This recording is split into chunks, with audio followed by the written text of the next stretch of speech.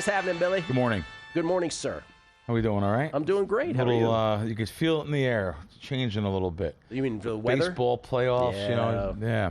It's great October. time. Great time to be in Vegas, though. October, favorite time of year. It is. October's a great month to be here. I always say like October, May, September, October, May, even into a little bit of June. It's a great time to be here. Tonight, I actually look forward to watching some games. You can watch Game 3 of the Yankee game. Three Game 3s culminating with the Yankees and Red Sox, which is on at the same time as Thursday Night Football. You know, someone just called me outside of here. I never realized this game went to 9 tonight. He said, "Are you contemplating using the Rams tonight in Survivor and in Grandissimo?" I am. Yeah, I'll tell you. This. You understand? This line was 3.5. We passed a 4 earlier in the week. So it was actually a 3.5 that came out. I mean, wow. Monday morning guessing lines, it was 3.5. Right. Monday morning on this show, 3.5.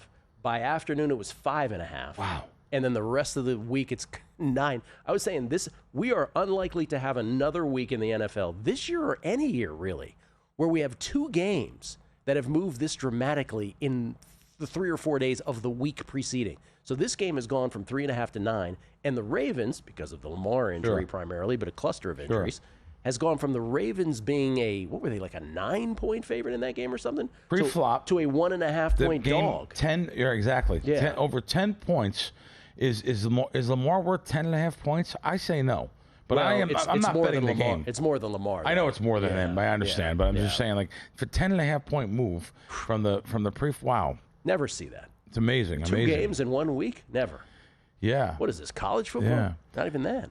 So I just, outside there was a couple people that like to see us every week, and they're going to be waiting for you after the show also. One kid was telling me about Caesars when they got hacked. He goes, you talked about they found the kid who hacked Caesars.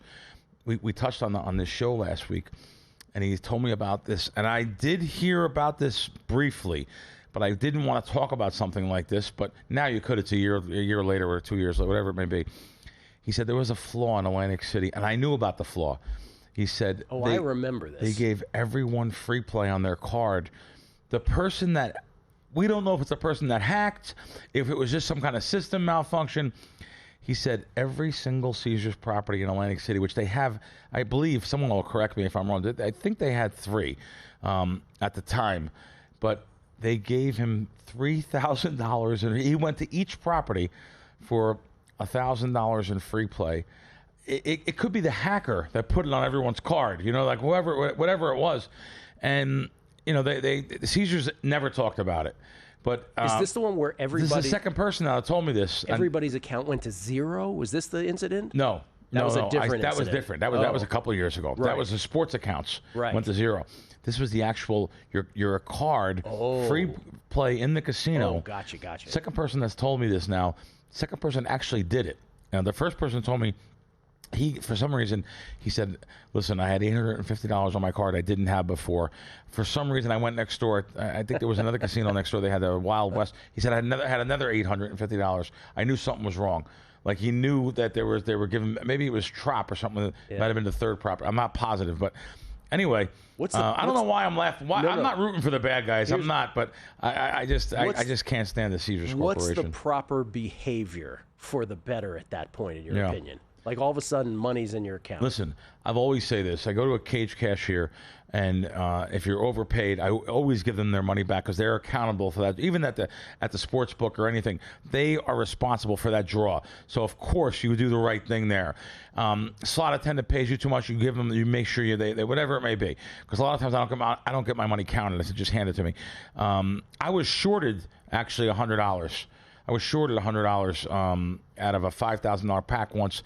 Actually went back to the cage, and they actually gave me the money. So, however, I love people when they come after us and say, well, not you maybe, but me, and say, what do you mean you were paid on a 17 on a blackjack and the dealer had a 5-card 20 or something, or you had a 5-card whatever 18 and the dealer pulled a 19 and everyone at the table had 20 except for you and you got paid and you took the money.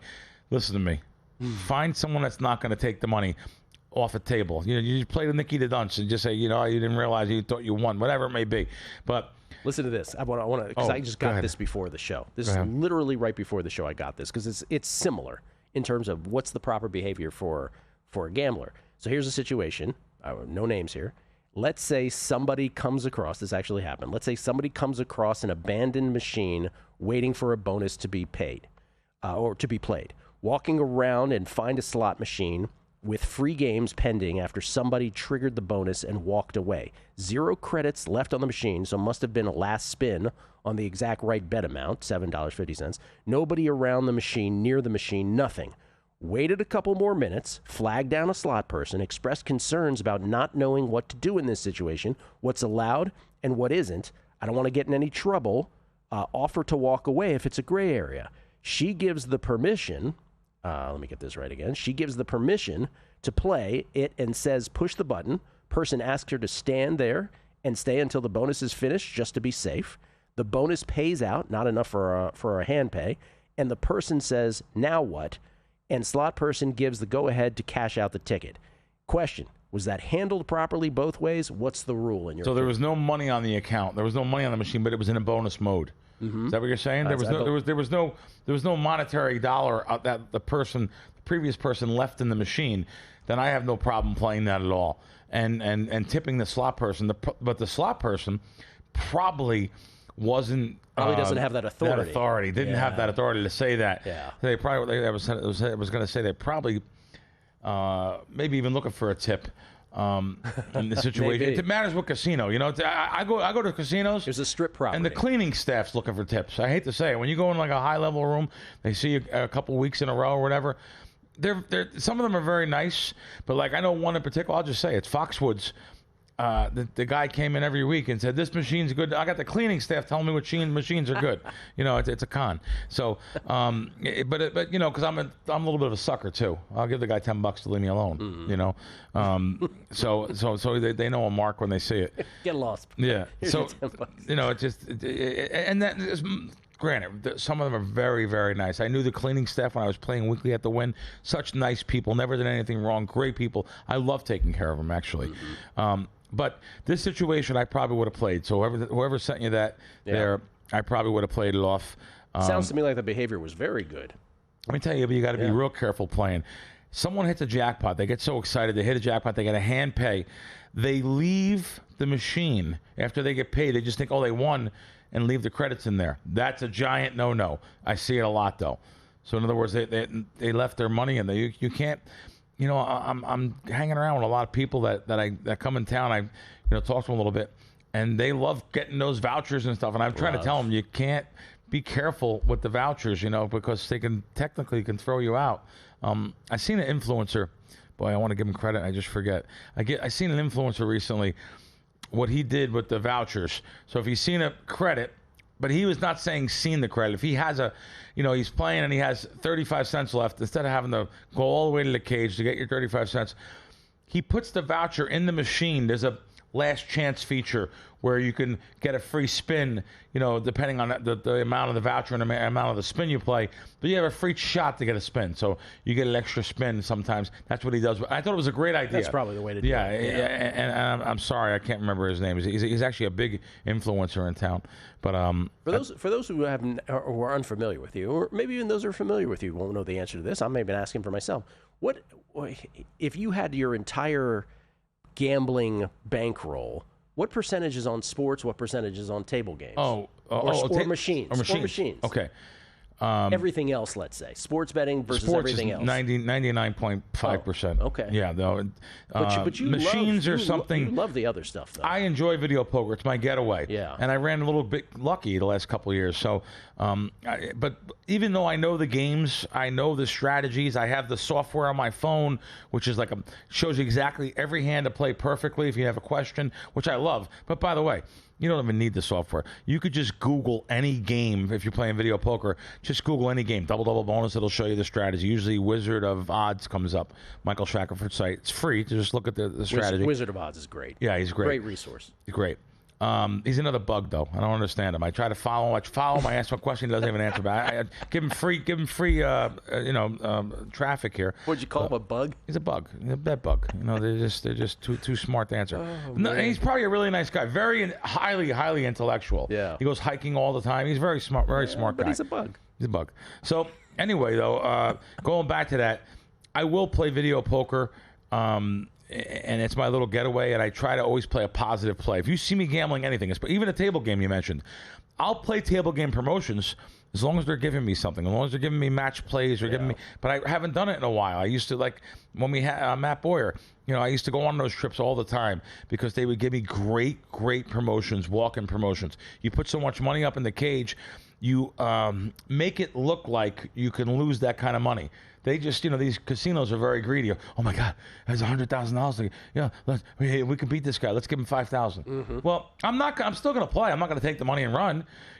I went to San Fran recently, and they gave me $5,000. I lost $13,000. So it's not only about winning. You can lose. Where in San Francisco did you go? Grayton, Graton. It's like a north of San Fran. Oh, I was going to say north of north of San Fran. And a beautiful casino, nice area. Everyone smokes, but still.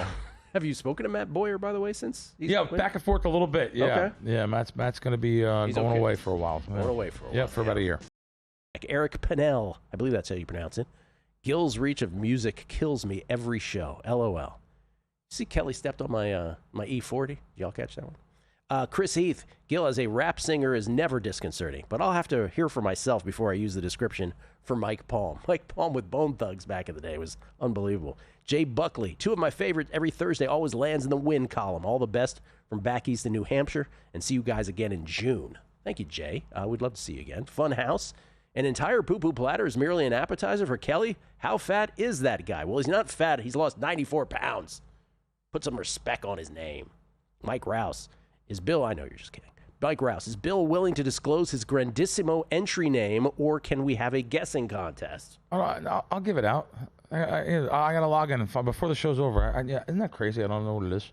You don't know what your name is? No. Well, not the name of the entry. I know my number to log in. I have it saved. No, he needs name. Yeah, I'll be happy to give it to you. What this way you can root against me. What is it? I'm going to find it. I'm going to find it. You don't know your name? No, I'd have to look at the photo of the card. I'll have it. I'll have it for you in a minute. Okay. All right. Yeah. Ryan Hyatt, Nicky the Dunce, 5 minutes in with Gil and Crack. Yeah. And Crack is already rolling. Great stuff each week. John Balducci, I was overpaid by $500 by a new craps dealer at the Turning Stone in upstate New York. Busy fight night, and she was flustered. I caught it, waved the pit boss over. He told me, thank you, keep it. Gave me a food credit to the steakhouse for my honesty. Keep it. Honesty. Keep it? That's just so hard to believe. Honesty is Good deal. It's such a lonely word. Everyone is so untrue. Yeah, that's Billy Joel. Yeah, thank you. See, you got it. Ice Cold Gambler. His name of the influencer was Jacob's Vegas Life. Jacob Orth. Yeah. I've been out with Jacob, too. Sorry, Jacob. I've been out to lunch with him a couple times. I just don't mean to forget your name. But Jacob's too big for me now. Yeah, we got a lot of. I went out with him about 5-6 years ago. Didn't call him a couple bug. times. Didn't call him a bug. I noticed. No, he's not a bug. Chris Heath, Grayton, is it pronounced, or Graton, is up the 101 near Santa Rosa. Oh, okay. Love a certain machine there. Great rooms, decent golf. Wow. Oh, cool. Chris Heath all over it. Yeah, he is. Up the 101 in the North Bay. Listen, when I show you this screenshot of cards, you're going to say to me, Bill, there's no way. Because I put entries, I put picks in for a couple of my friends, too. And on there, look at this. I mean, how can I remember the name? Look all the cards I do. That's my weekly card list. Oh, my God. That's my weekly card. There's all the cards. So there's the Grandissimo. What he's referring to is the cards they give you when you enter these contests. The player card. Yeah. Yeah. Jagger Free. That's the name of it. Jagger Free. Yeah, with like Mick Jagger. There's a story behind that. It's one of my partners. So yeah, that. But I mean, look at all these cards. Would you like to tell the story of Jagger Free? No, I'm just saying it's just one of my partners, and I have too much to stuff. It's funny. I'm driving in. I was driving in with a buddy of mine, and I said, this is really an unscripted show again today. I really don't have much. And then I started thinking of stuff sitting out there, like some things I want to talk about, and we'll never have enough time. So let me get into the first thing. You texted me last week, and you said your words was awesome show or something like that. Phenomenal show today, man. Such a pleasure. We got to discuss that doctor thing. You forgot about that, which we're going to. Yes, we do. Boy, that's yes, we do. That's skirting a real. Oh God, I got to really word that. I wish we weren't live, so I could. Well, let's talk about it now, because otherwise we'll forget. But first, you said phenomenal show. Yeah. Because last week's show was really good. Talking about a lot of things. Yeah. One of the things we talked about was Spirit Airlines. Yes. Many people came after me in the comments and said, "You're such a big shot gambler. What are you flying Spirit for?" Don't you people realize we don't have any options when you fly to certain places. So if I'm flying to Newark, New Jersey, believe it, unless you want to stop. If you want to stop, you can fly any airline you want. You can fly all your big shot airlines you guys talk about. But big shot airlines. No, but if you want to stop, then you could. However, I am traveling if I can get row 2 of the big front seat, which now is about $500 each way. I will travel Spirit Airlines. What's the big deal? I don't understand. Like, you only have 2 options. I think Alaska goes now. But first of all, I'm not going on Allegiant. I'm not going. These seats they're made for someone that's 65 pounds. So I'm not going on these certain airlines. But United is my other option. United first class, which is you can find some great deals nighttime with sleeper seats for like $800 each way. But that's a lot of money. I understand, but the amount of people that came after me and said, "It's amazing. No way you're an advantage gambler. No way you have money." One guy said, "You're obviously broke." As they criticize you from 34B by the bathroom on American. That's right. I talked about getting CLV on everything in life and other things. I do that for other situations, not for if I'm going out to dinner with someone. I don't care. I'm happy to do it. On myself, I'm a little bit more frugal though. But that's what. So I gotta make you laugh though. The last person, this clown, Mr. Jabroni. Imagine he has a name like that. This guy's not the sharp bettor he thinks he is. He's a clown. This conversation proves he doesn't really know what's going on in life, whether it's airlines, local bookies, bonuses, draft games. Give me a break. Wow. That's last week's show. That's a comment. Imagine this person. Go out and walk your dog. Call your parents. Have a good time. Smell the air. Like, get off it, please. I mean, imagine we talked about such good things. Local street bookmakers, interactions we've had. Imagine these comments sometimes. Now, I don't usually even read them. I'm still dying at Big Shot Airlines. People comment these things. This guy is supposed to be a big shot gambler. Sorry, I'm not buying what you're selling. Spirit Airlines overnight to save $1. Okay, ha ha ha. Wow.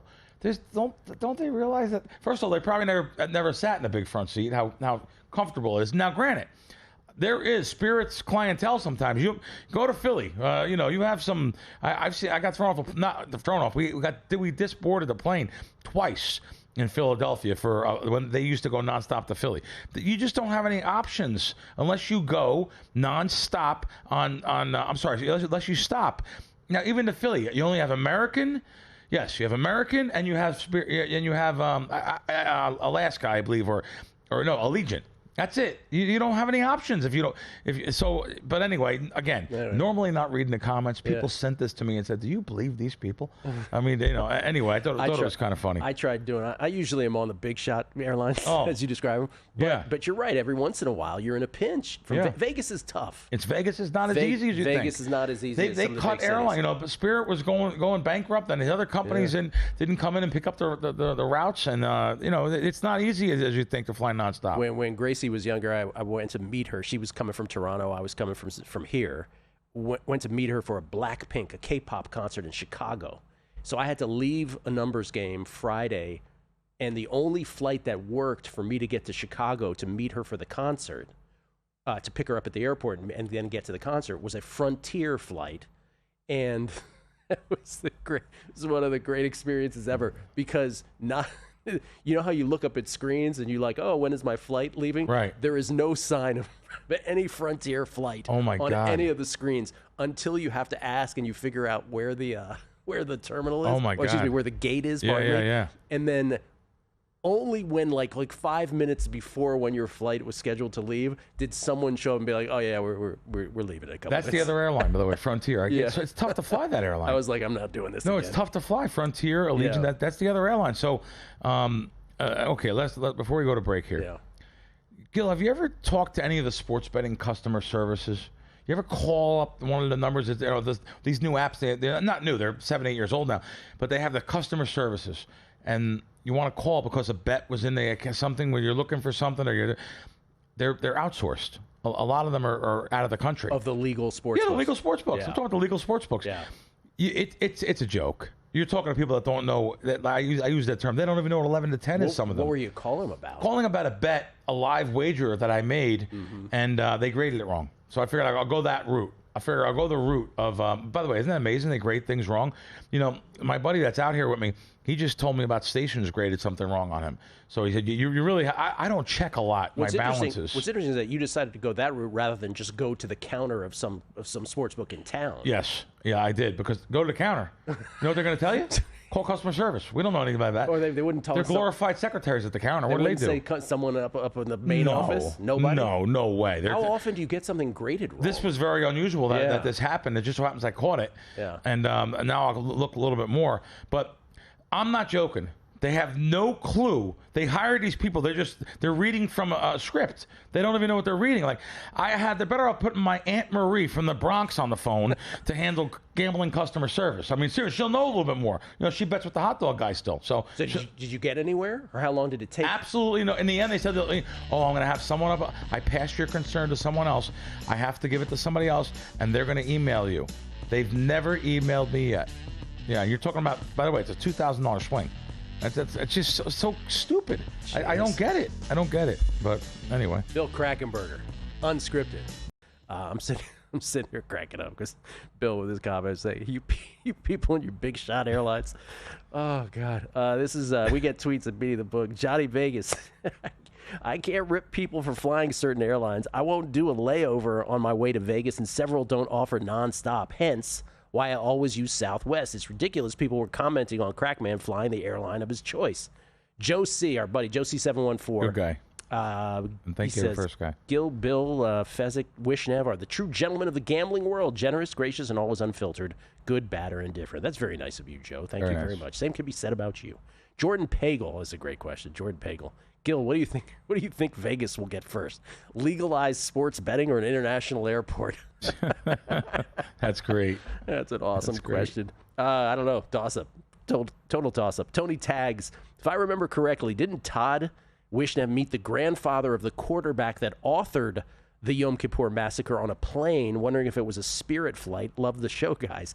Tony Tags. Todd Wishnev will recount the most famous sports betting story there ever was, what he dubs the Yom Kippur Massacre. I have to be careful because people are like, what? That was a massacre? No. This was a gambling story that he named it that way. It was not on an airlines. He met the grandfather in a Starbucks. So we'll get to that story. Just the greatest story. Chris Dutch, I hope I'm pronouncing that correctly, saying Jacob Orth, once again, is the influencer. Yes, thank you. You were citing on a numbers game today. Dell Mind the Gap Radio. Ask Bill. This is a Dion question. Ask Bill if he thought it was fishy. The Deion Sanders didn't use his last 2 timeouts, Saturday versus BYU, covered the 6.5-point spread, in parentheses, paying off the boosters. Yeah, I seen that, heard about it. I really didn't put much thought into it. I mean, whenever I hear someone saying that something might be fixed, or, you have guys that are worth millions and millions of dollars like Deion. Now, it's not for personal gain, but you're putting the word boosters in there. You know what? I'm not saying that didn't happen, but it's a very interesting subject, though, for sure. Listen, Todd was on here. Speaking of Todd, he was on last week. He was talking about Josh Heupel, where, I mean, you are aware that some coaches in college football, clearly there have been historical cases of James Franklin.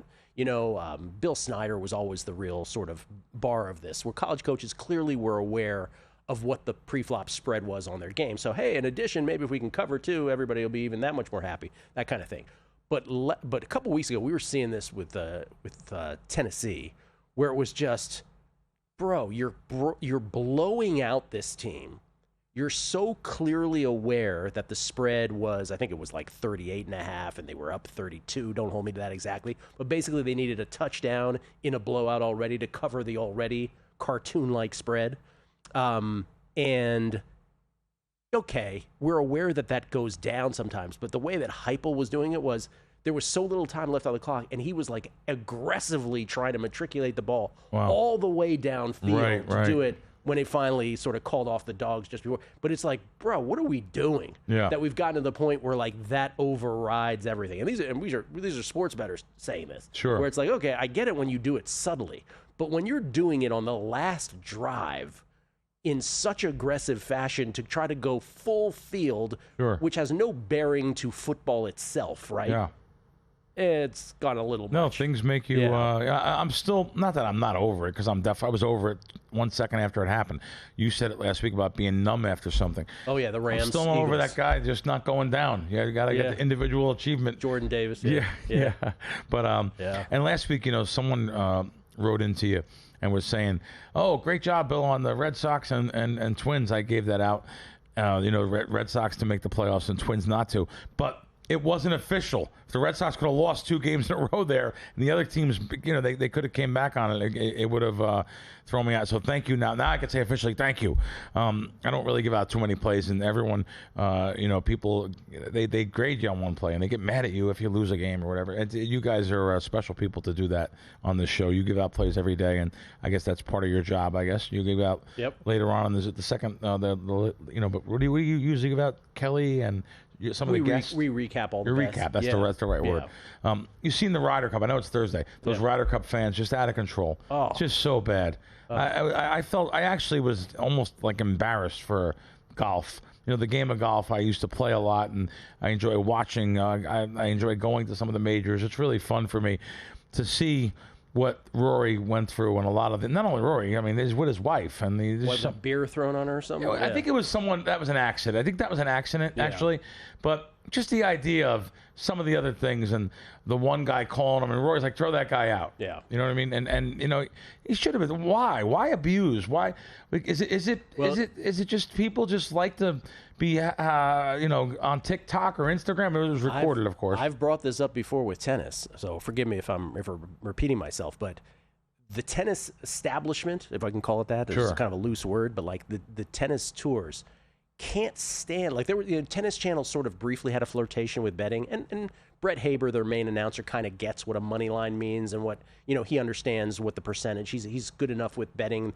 that he is able to just very succinctly talk about it. But they toyed with having betting shows, and it's quickly been scuttled because the way that people act at tennis matches, right? Wow. The players, there was a player who won a match. I wish I could remember which player it was, but he won a match, and there was somebody actively cheering for him in a manner that was so over the top that he was like, I know that dude's gambling. Like, he actually voiced it. He's like, they noticed that the behavior of gamblers has gotten so, and that's one where he was rooting for the guy. That the player on the ATP tour was already like, this is ridiculous, that this guy's making so much more noise than everybody else in here.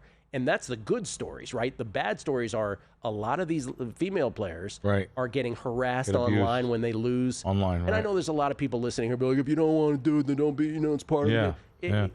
Can we all have a little more decorum? And these are the two sports we're mentioning that are the most quiet. That's the thing. Tennis and golf. Yeah. Imagine what's going on in a baseball or basketball or football game. But you can't hear them, right? Because it's drowned out. Right. Yeah.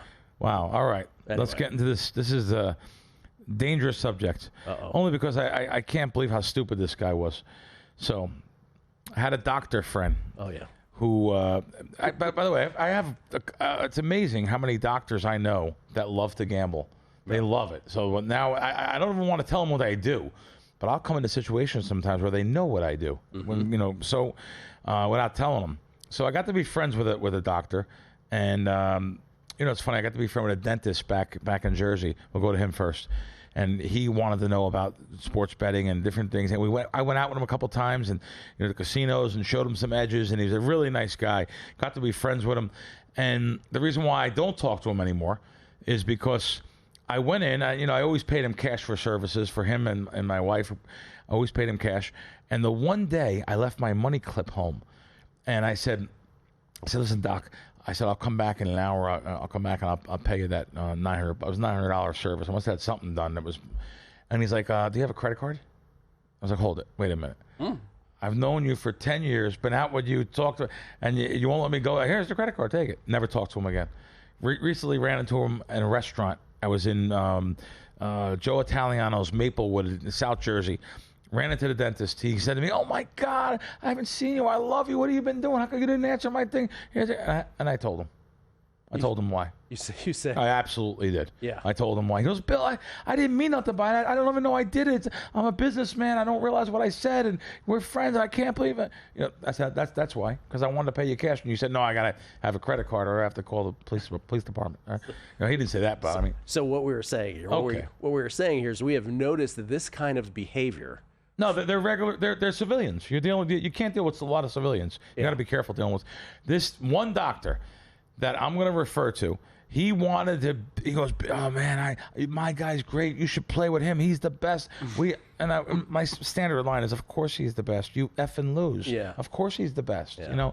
And I don't mean to say it like that, but if I'm going to start betting props and correlations, and I'm not going to be betting on Sunday NFL, maybe I could share the account with you. It'll look better if you beard it. Well, this is many, many years ago, by the way. So I feel like I talk about it now.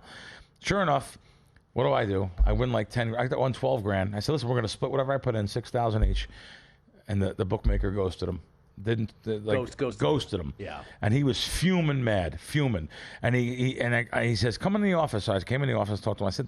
I said, well, maybe he's got a situation or something. You know, you've had swings of 8, 9, 10 grand, right? He goes, yeah, I won like 4 grand once. You know, I said, well, you should have told me. I wouldn't have went that high. I asked you how much I can win. And we won 12,000. He said, well, he's got to pay me. I'm just going to have him killed. I said, whoa. This is so Doc, great. You're going to have him killed. You're a doctor. I said, I gave him the line from I really did. I gave him the line from Carlito's Way. I said, listen, you're a doctor, man. Now you want to be a gangster? A doctor? Oh, I'll have him killed. Come on. I said, listen, you can never talk that way in front of me again. Ever. That's amazing. That's just, like, what, you're a doctor, dude. What are you doing? You've been watching all these movies or something? The Crack Man, Bill Krackomberger, at Bill Crackman with a K. Name of the podcast is Wise Cracks with Bill Krackomberger and John Orlando, who does a great job. You also have the Fox show as well? Fox Sports Radio nationwide on the weekends, yep. Yeah. And Randy McKay also on my podcast, which you can find, because you really should see the podcast. If anyone didn't see it, you got to see it, because John Orlando, who I love, he admits to being a degenerate gambler, and like he just grinded out a poker tournament. He won the poker tournament, and then after the tournament was over, he blew it playing blackjack. I was like, hold it, you just spent 12 hours playing. Like, he admits this stuff. He admits it. He is great of that human reflection, condition, whatever. Yeah. He really is, and we put on a great show yesterday. You guys can just Google search that, Bill Krackomberger, John Orlando on YouTube. I want to read these. Mark Geiger, in-house attorney for a numbers game. We haven't heard from you in a while, Mark, but Mark chiming in on one of the matters we talked about earlier. Mark is at Price Horse. He says, under the common law, as a general rule, it's a question of lost versus abandoned property. If it's clearly something someone lost, they still own it and should be reported to authorities. If it's deemed abandoned, we're talking about the slot machine example, that's a different question, and they have given up their right. If you saw a wad of money or fancy watch in a parking lot and just pocketed it, that could be considered criminal in some places. The crime is called conversion. Best practice is to turn it in and get a receipt. If it remains unclaimed, you might be entitled to keep it. He's fantastic. That's the attorney for... He's an attorney, but I call him the he's in-house. Not VSiN. He doesn't work here, right? No. I call him the in-house attorney for a numbers game. He's always great with that. Thank you, great. Mark. Great stuff. For that clarification. Okay, here's one. It's our buddy Todd Bubba Horowitz. The people criticizing Bill for using Spirit Airlines don't understand convenience, but they're probably the same people who play 6-5 blackjack and roulette with 4 zeros on it. Great show, as always. Rula, the quarterback from Indiana, talking about Fernando Mendoza. He says the quarterback from Indiana, taking the safety last week, interviewed and said he knew the spread and ran 40 yards. There was 4 seconds left. He could have fallen after 20 yards. LOL. Yeah, I referred to this yesterday. He was well aware of the spread and talked about it openly in the post-game press conference. He made a joke about it, but it was interesting that he knew it and was open with it.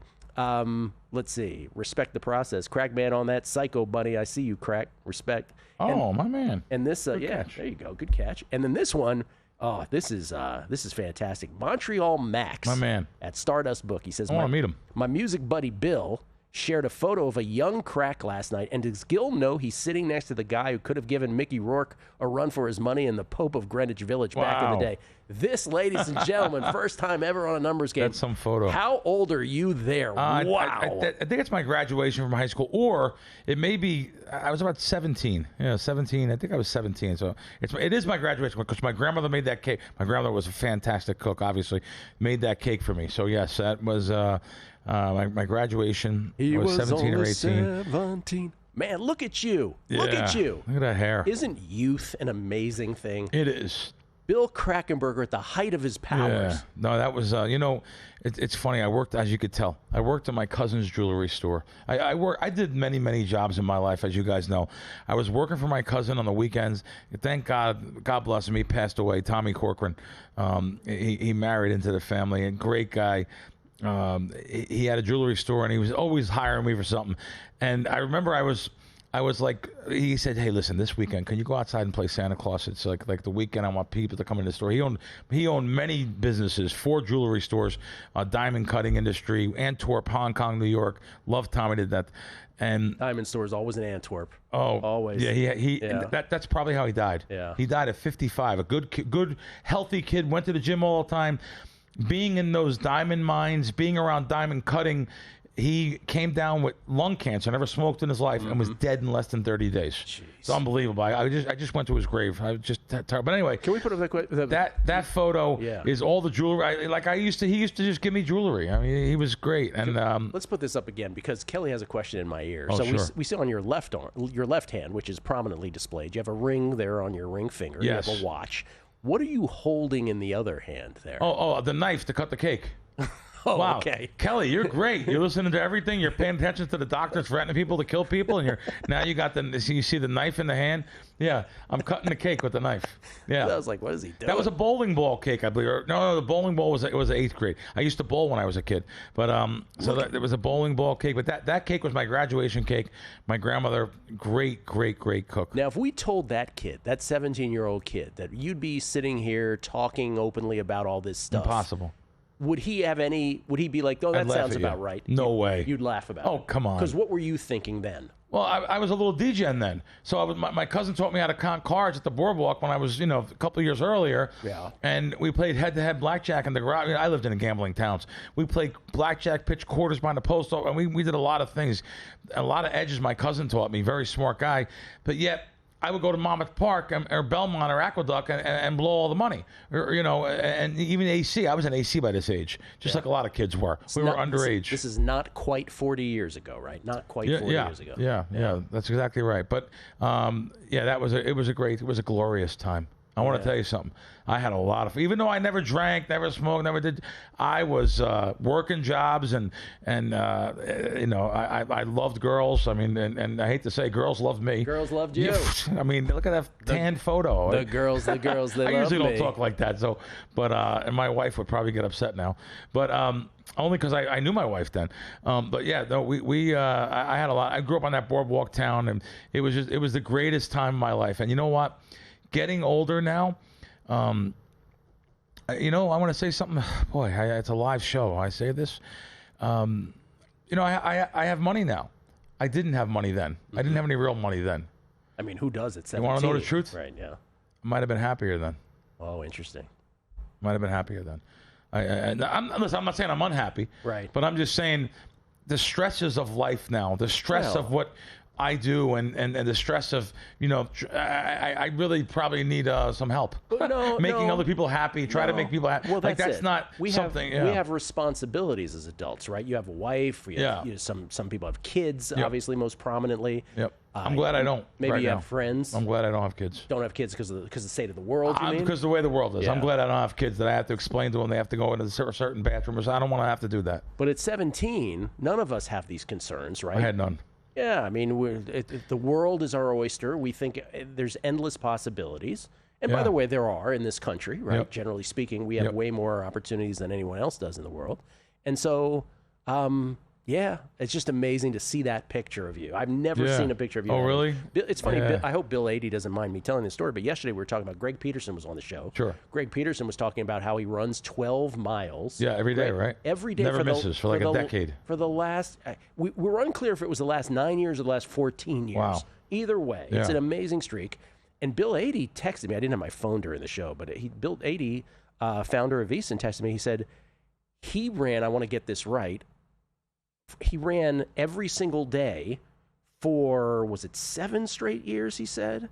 Now, it wasn't 12 miles a day, he was saying. Then he had to get his knees replaced? But he was saying he ran between the ages of 18 to 30, just like Forrest Gump. He just ran. He ran every day.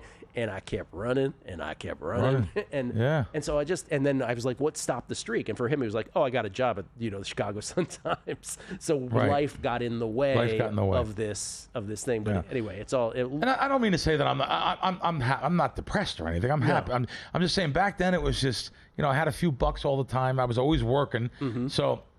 I liked having cash money. I was a cash money guy at that age. I enjoyed my life a lot, and I was the one that was, we go to eat. My friends have no money. Okay, come on, just go get a burger. Fine, get what you want. Like I enjoyed that, but because my father taught me that. My father never really had any money, but he was treating everybody. We are our parents' child. So yes. But as we get older, I just seen Scott Baio on a podcast that he's 65, and he said, wow, he talked about being 65 and what happened. He said it was so good. It's only a 12-minute clip if you guys can find it. Someone sent it to me. Teen heartthrob. Heartthrob. Yeah. And he has an 18-year-old daughter, 17-year-old daughter now, and he just can't believe he's 65. He just can't believe it. He's like, I just don't know what happens, Well, if you have a child, or if you are, a guardian, you understand, like our youth, right? When you're in youth, it takes forever. Yeah. But when you raise a child, it's a blink. Yes. They go from 6 to 18 in the blink of an eye. So it's just incredible because we live longer. So it's a less of a fraction of our lives as currently constituted. So it's. And we think we know it all. Yeah. As we get older, our parents become much smarter. Oh, I say it every day. Oh, really? My dad is our parents smarter become and smarter much smarter every day. Yeah. I just wish they were here to know. And I told them that, but it really is. It really is true. As we get older, it just makes me think how smart my father was. Yeah. My father, I don't talk about him enough. My mother, I talk about. My father, though, he was such a very, very intelligent man, and he just knew so many things about life that I didn't know, but I thought I did. So, like your dad, probably. Was he a Yankees fan? Big Yankees fan. You a Yankees fan? My father and grandfather. No, I couldn't care. So you don't care who wins this game today? I want to watch it, I guess, but I don't care. No bets or anything? No, okay. I couldn't care. But they were big. My grandfather and him, big Yankee fans. Bill Krackomberger, everybody.